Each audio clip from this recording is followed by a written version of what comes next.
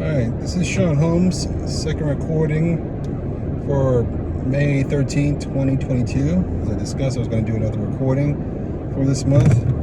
This time I'm going to cover something a little different. This time I'm going to be nitpicking and pitch hitting on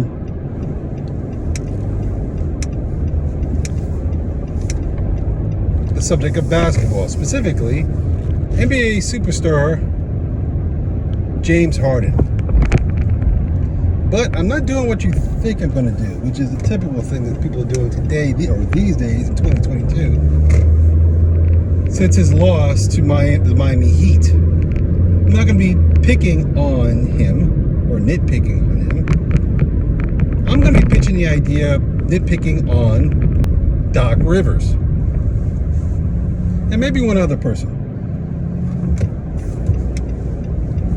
And that other person would be Stephen A. Smith. Now, Stephen A. Smith has put out his theory about why Harden is to blame for the reason why the 76ers haven't advanced in the playoffs. They're now out of the playoffs. He thinks Harden purposely threw away the game. He puts forth the idea that he threw away the game because he only took 2 shots. And if memory serves correctly, he missed those 2 shots at the tail end of the last play of game for this year. Now, it is true what he said. He didn't take a lot of shots in the fourth quarter of the game against the Miami Heat versus 76ers. But he's trying to imply that that's the only time that Harden has played bad for his 2.5+ years of basketball. That was the moment that he literally stunk, dropped the ball, played awful. Now, if you've been following basketball and James Harden's play, you would know that time, that period where he loses to the Miami Heat in the playoff run isn't the only time within the 2-year span that James Harden has played terrible. And I don't bring this up to bag on James Harden. I bring this up to point out that the true fault lies in Doc Rivers. Now, the owners of the 76ers and the organization decided to take on James Harden in that trade for Ben Simmons and a few other cats in the NBA. All right, the trade was between 76ers and Brooklyn Nets, where Harden came from to end up playing for the 76ers.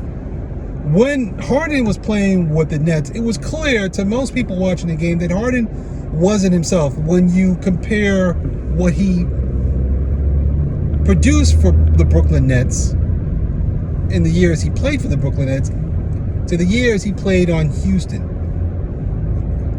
prior to his move to the Brooklyn Nets. So the years he played on Houston versus the years he played on the Nets, he did well for Houston as a player. Right, so those there were telltale signs that Harden was struggling. Whether you want to blame it on old age or a lack of willingness to play on Harden's part, there was a change in his game.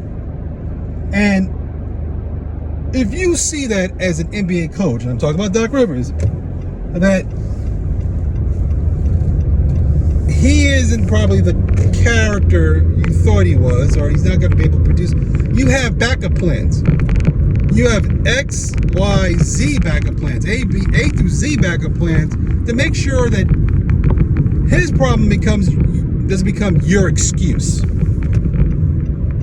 Now let's be clear about Doc Rivers. Doc Rivers has won a championship in years. In the 7+ years that he coached the Clippers before he ended up on the 76ers,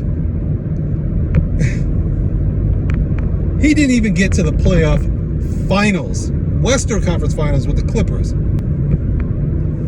And since that time, the excuse has been, oh, it's Blake Griffin's not tough enough. Oh, Ben Simmons won't shoot. Oh, Harden won't shoot. And it never stops. All right?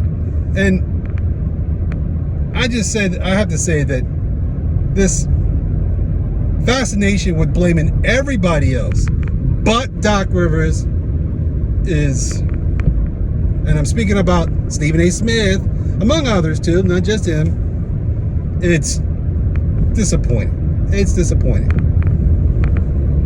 It's sad that you have to stoop to this level to protect Doc Rivers. You being all these people who won't go after him for his coaching style. And I know there's not a whole lot of landscape you could play with when it comes to pointing out what he didn't say or not say, because we don't know everything that's said between players and coaches. But we can at least go on the record and say, well, geez, it's been a year since he's won a championship. Maybe, and then come to some hypothesis other than it's everyone else's fault but his. That maybe his coaching style isn't working with today's NBA players. Well, I see things differently. Anyway, this is Sean Holmes of Nitpickers and Pitters. This is the end of the segment.